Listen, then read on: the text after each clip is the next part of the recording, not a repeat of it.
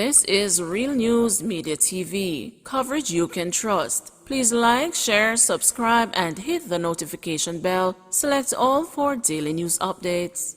Good afternoon, my Real News Media TV family. Welcome back to the channel for another news update for June 24, 2023. And in the news this afternoon, police pursuing leads in St. Anne hotel robbery. The police say they are actively pursuing some initial leads into Friday's robbery at the FDR resort in St. Anne. The high-level probe is being carried out by detectives from the St. Anne Police Division, along with experts from the Counter-Terrorism and Organized Crime Branch. It is reported that about 3 a.m. Friday, a group of men went to the office of the hotel, demanded money, and proceeded to rob the night manager of a small sum of cash. The police say none of the guests or other members of staff on duty at the location were harmed. On leaving the premises, the robbers reportedly approached a couple at the gate and demanded money.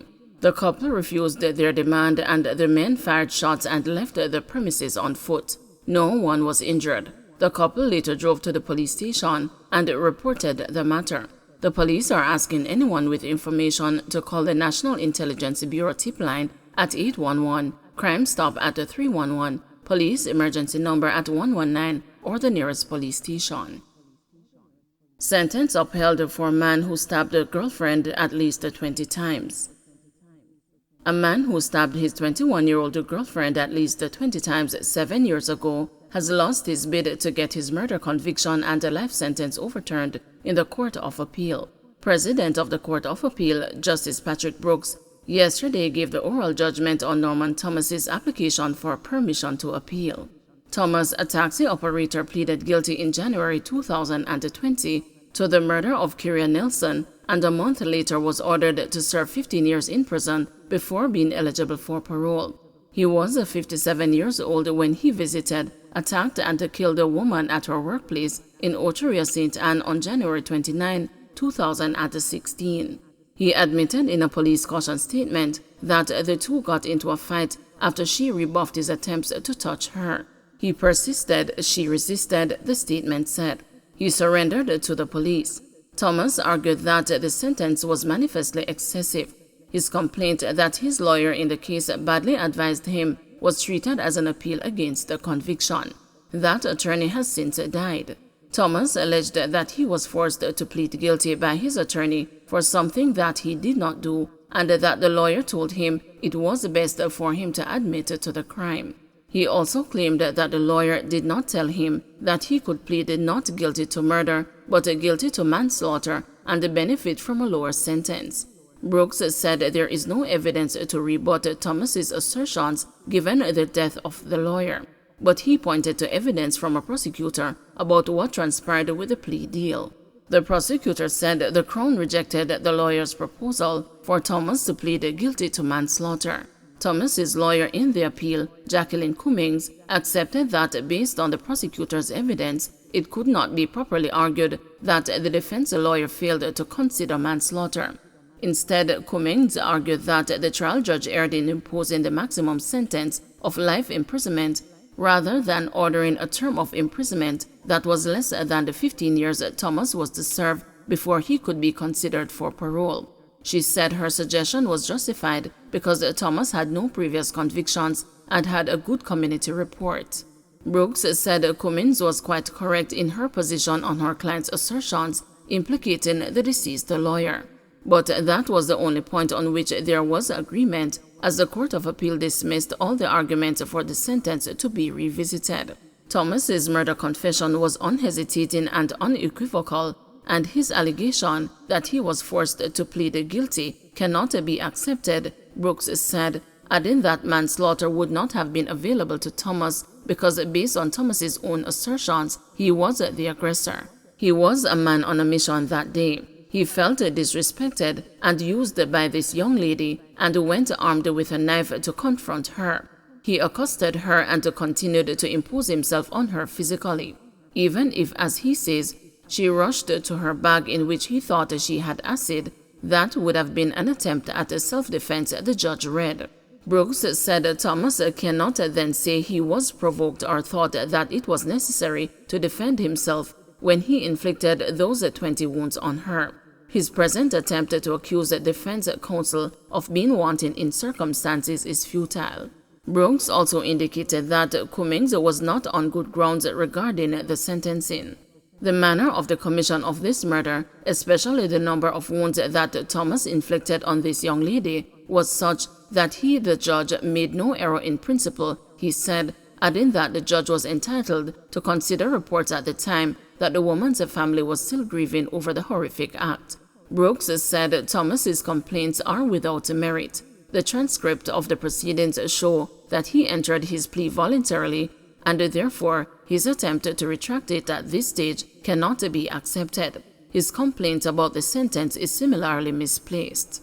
After the decision was read out, Thomas, who appeared in court from the Tower Street Adult Correctional Center, asked whether there was any physical evidence to prove all these allegations that Nelson was 21 years old. I was denying that.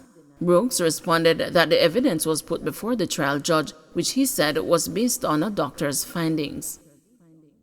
Westmoreland police vow to rid parish of criminal elements, several alleged gang members arrested under new SOE.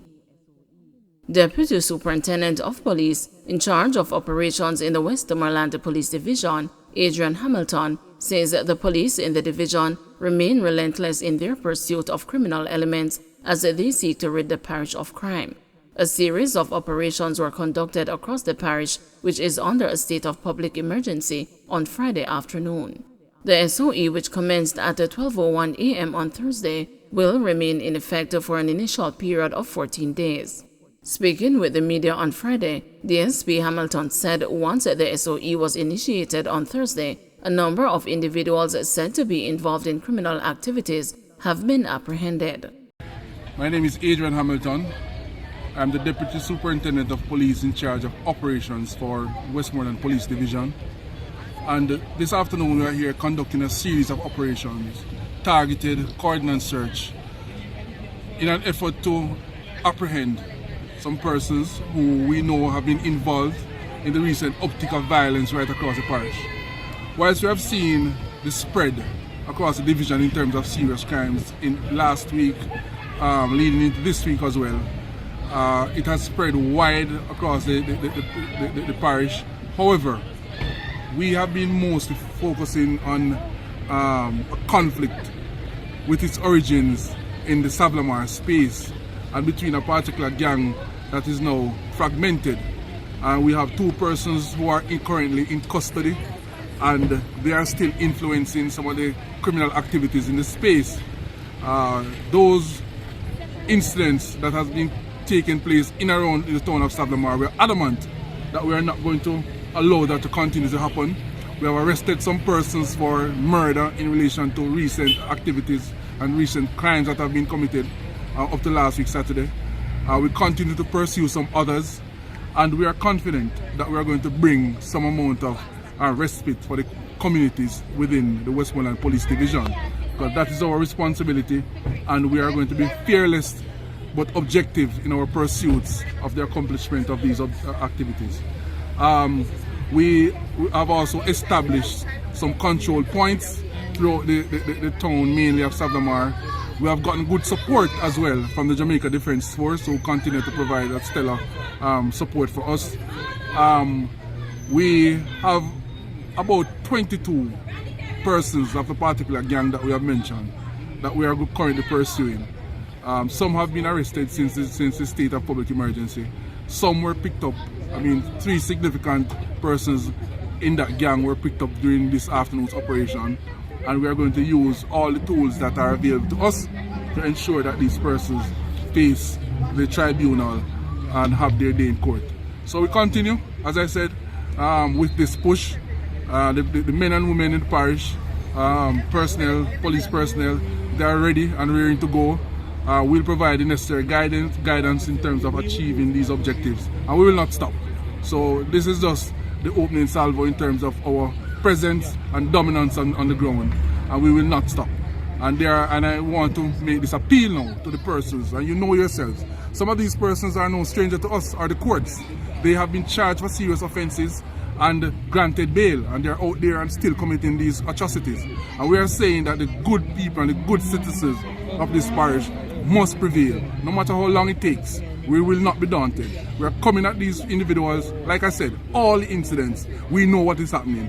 Persons have been fingered, whether you are wanted, you are a criminal suspect or a person of interest. And that is the cohort of persons that we are going to be targeting and moving at in a very serious way